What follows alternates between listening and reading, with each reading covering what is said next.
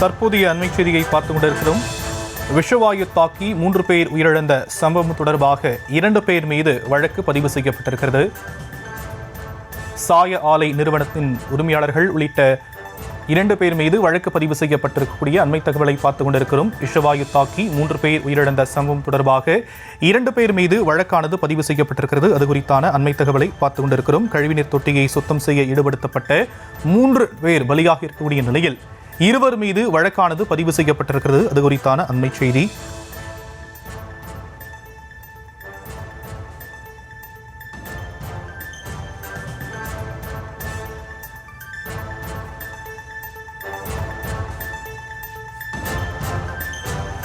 திருப்பூர் அருகே சாய ஆலை கழிவுநீர் தொட்டியை சுத்தம் செய்ய 3 பேர் ஈடுபடுத்தப்பட்ட நிலையில் அவர்கள் பலியான நிலையில் உரிமையாளர்கள் 2 மீது வழக்கானது பதிவு செய்யப்பட்டிருக்கிறது. அது குறித்தான அண்மை தகவலை நாம் பார்த்துக் கொண்டிருக்கிறோம்.